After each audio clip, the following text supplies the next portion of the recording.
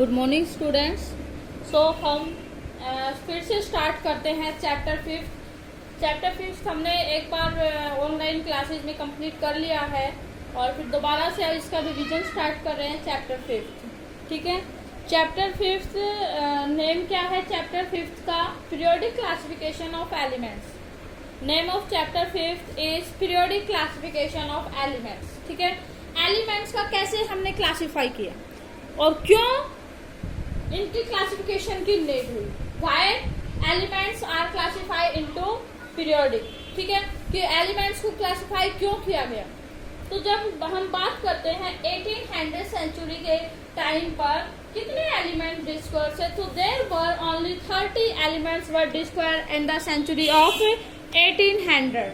ठीक है, so it's very easy to study the characteristics of each elements. क्या था? बहुत इजी था, क्योंकि 1800 जो सेंचुरी थी उसमें क्या था, 30 एलिमेंट डिस्कवर थे उस टाइम पर। और 30 एलिमेंट्स इतने ज्यादा तो थे नहीं, क्योंकि हर एक एलिमेंट्स की, प्रत्येक एलिमेंट्स की प्रॉपर्टीज, फिजिकल प्रॉपर्टीज लर्न करना, इनकी कैरेक्टरिस्टिक्स लर्न करना ज्यादा डिफिकल्ट नहीं था। लेकिन जैसे जैसे टाइम पास होता गया, जैसे जैसे टाइम बढ़ता गया, तो एलिमेंट्स भी डिस्कवर होते गए। ठीक है, एलिमेंट्स भी डिस्कवर होते गए। फिर एट प्रेजेंट अब हमारे पास कितने एलिमेंट डिस्कवर हो चुके हैं? 118 elements were discover right now. ठीक है, अब तक 1800 एलिमेंट डिस्कवर हो चुके हैं, नॉन है, जिसमें से 114 एलिमेंट्स 118 में से 114 एलिमेंट्स को स्टेबलाइज कर चुके हैं। बाकी 4 एलिमेंट्स अभी स्टेबलाइज नहीं हुए हैं।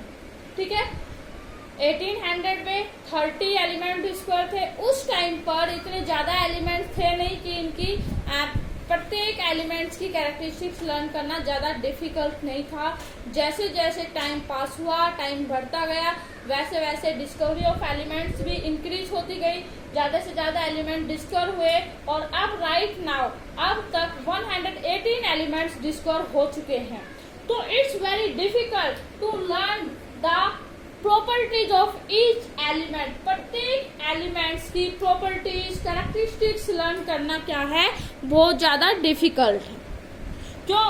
एक दो एलिमेंट तो है नहीं, कितने हैं? 118 elements. So it's very difficult to learn all the properties of each element, so therefore elements need classified। ठीक है, तो इसलिए एलिमेंट्स को क्लासिफाई करने की नीड पड़ी। तो सबसे पहले जो रियल क्रेडिट था for preparing the periodic table, जो हमारी पीरियोडिक टेबल थी, क्या कौन सी पीरियोडिक टेबल थी, उसका जो रियल क्रेडिट था वो किसको जाता है? Goes to Mendeleev.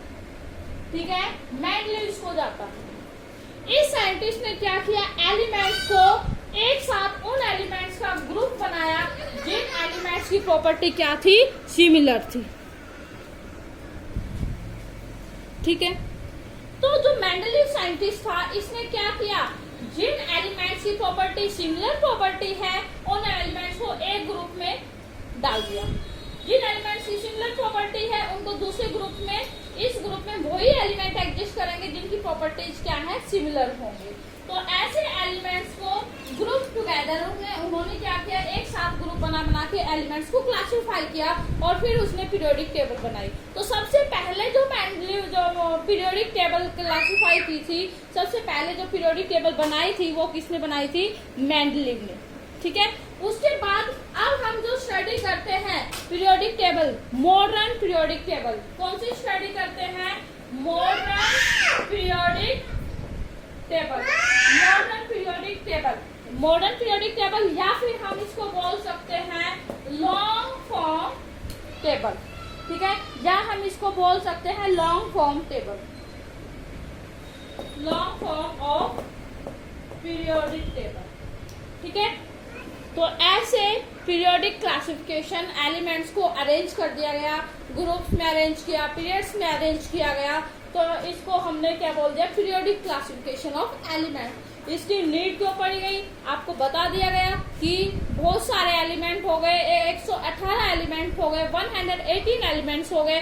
तो इन सभी की प्रॉपर्टीज को वन बाय वन एलिमेंट्स की प्रॉपर्टीज को लर्न करना, कैरेक्टरिस्टिक्स को लर्न करना क्या था, बहुत ज्यादा डिफिकल्ट था, एक चैलेंज था। ठीक है, तो इस प्रॉब्लम्स को ओवरकम करने के लिए क्या किया, इनको ग्रुप में डाल दिया। अब एक ग्रुप की हम स्टडी कर लेंगे, भाई ये ग्रुप फर्स्ट के एलिमेंट है, हमें इंडिविजुअल एलिमेंट्स की प्रॉपर्टीज लर्न करने की रिक्वायरमेंट नहीं होगी। इस ग्रुप में फर्स्ट एलिमेंट की सभी, इस फर्स्ट ग्रुप में जितने भी एलिमेंट्स हैं उनकी सेम फॉर्मूला होगा, केमिकल फॉर्मूला सेम होगा, इनका जो भी इंक्रीजिंग ऑर्डर है, डिक्रीजिंग ऑर्डर है वो सेम रहेगा। भाई यहाँ पे इंक्रीजिंग हो रहा है, डिक्रीजिंग हो रहा है, या फिर इनका जो भी वेरिएशन है, जो भी प्रॉपर्टी है इस ग्रुप्स के क्या होंगे, सिमिलर होंगे। तो ये इजी हो गया हमें, इसलिए पीरियोडिक एलिमेंट्स को क्लासिफाई करने की नीड पड़ी। ठीक है, तो ये हमारा था इंट्रोडक्शन था। अब इसमें और करते हैं हम, जैसे ये जो डीएटी थ्योरी थी, डीएटी थ्योरी में क्या बताया, डीएटी थ्योरी था आपने 9th क्लास में स्टडी किया।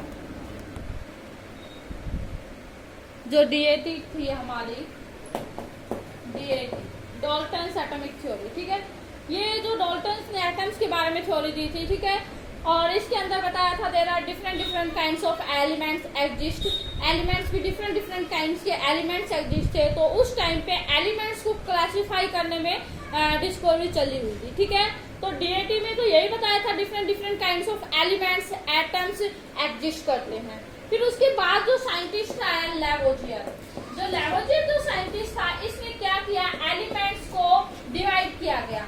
एलिमेंट्स को डिवाइड किया इनटू टू मेन पार्ट्स, दो मेन पार्ट्स में एलिमेंट्स को डिवाइड किया गया, एक मेटल्स और दूसरा कौन सा, नॉन मेटल्स। ठीक है, फर्स्ट कौन सा, metals and second one is non metals.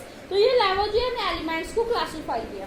ठीक है, तो हमारा इस जो चैप्टर है, इस चैप्टर में फर्स्ट ट्राइड्स करते हैं हम, डोबेरियन ट्राइड्स। ठीक है, फर्स्ट जो ट्राइड थी इसमें जो पीरियोडिक क्लासिफिकेशन है, तो साइंटिस्ट आया फर्स्ट हमारा, क्या नाम था इसका, डोबेरियस ट्राइड। ठीक है, इसमें देखते हैं डोबेरियन ट्राइड्स क्या कहता है। ये जो साइंटिस्ट था, ठीक है, इसने जो ये डोबेरियन ट्राइड्स दिया, तो किस टाइम पे दिया था, 1829। कुछ बुक्स में ये मिलेगा, एनसीईआरटी की बुक में 1815 भी मिल सकता है, टाइम का थोड़ा चेंज हो सकता है। ठीक है, टाइम का इशू नहीं है। तो पहले तो हम बात करते हैं ट्राइड्स कि ये ट्राइड्स क्या है। जो ट्राइड्स का मतलब क्या है, ग्रुप ऑफ 3 एलिमेंट्स।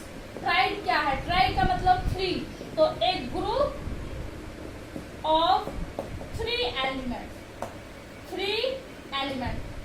एलिमेंट्स का ग्रुप।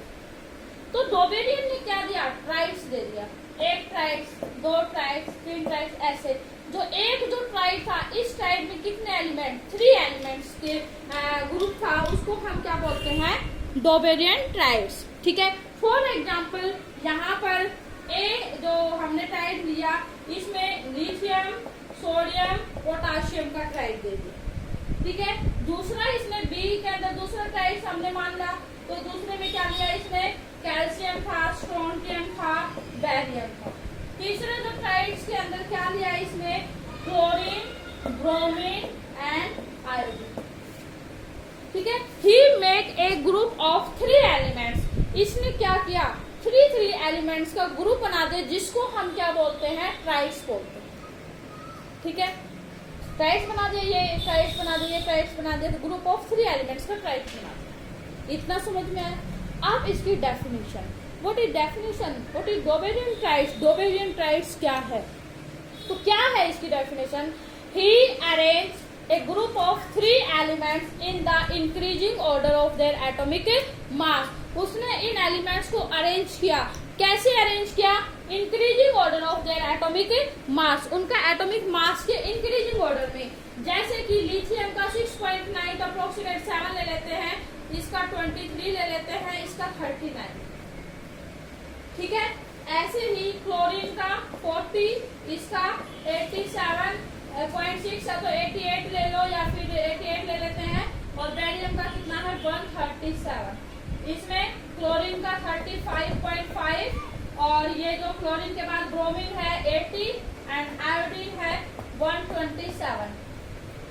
तो अरेंज किया गया एलिमेंट्स किस ऑर्डर में, increasing order of their atomic mass या decreasing order of their atomic mass. तो कैसे देख लेंगे, सभी इधर देखेंगे तो इस सभी में क्या है, increasing order of their atomic mass. ठीक है, तो लिखोगे he arrange the element in the increasing order of their atomic mass. ये लाइन याद हो गई सभी को। उसके बाद क्या फाइंड आउट किया, देन ही ऑब्जर्व दैट उसने क्या ऑब्जर्व किया, the mass of middle one element, the mass of middle one element was equal to the arithmetic mean of rest two elements. किसके इक्वल था, arithmetic mean of rest two elements. Middle one का जो मास था sodium का, वो किसके equal होगा, या तो इक्वल होगा या फिर उसका अप्रोक्सीमेट इक्वल होगा, अप्रोक्सीमेट वैल्यू होगी। ये सोडियम का मास किसके इक्वल, जो rest of two element, sodium के बाद कौन से बचे, लिथियम एंड पोटेशियम। लिथियम का कितना है 7, पोटेशियम का कितना है 39, और अर्थमेटिक मीन निकाल लेंगे, दोनों को प्लस करके 2 से डिवाइड कर देंगे, तो कितना बना 46/2, तो कितना आया 23। तो ये 23 आंसर आ गया हमारा। इसने कहा या तो इक्वल होगा या फिर अप्रोक्सीमेट वैल्यू होगी। तो डेफिनेशन क्या होगी, क्या होगी बताइए। When the elements are arranged in increasing order of their atomic mass, then atomic mass of middle one element was almost equal to the arithmetic mean of first और third element. First और third लिख दो, या फिर rest of 2 elements या other 2 elements. This is the Dobereiner triads. ठीक है, ये ट्राइड्स की डेफिनेशन थी। इसने यहाँ तक मोस्टली अप टू 3 ट्राइड्स ही इसने दिया। 3 ट्राइड्स भी बोल सकते हैं हम, या फिर ओनली फ्यू ट्राइड्स ही दी इसने, पॉसिबल हो पाई इसकी। इसने कुछ ही ट्राइड्स दी, उसके बाद इसने ट्राइड्स नहीं दी, जिसके कारण क्या हो गया, ये फेल हो गया। ठीक है, तो these are the reason of failure. इसके फेलियर के रीजन थे, या लिमिटेशन बोल सकते हैं कि लिमिटेशन में जो डोबेरियन था उसने क्या दिया, ओनली फ्यू ट्राइड्स, जैसे मेंशन कर रखी है ये। ठीक है, तो इसलिए ज्यादा नहीं चला, ये फेल हो गया। तो ये था हमारा डोबेरियन ट्राइड्स। नेक्स्ट वीडियो में करेंगे हम न्यूलैंड्स लॉ ऑफ ऑक्टेव।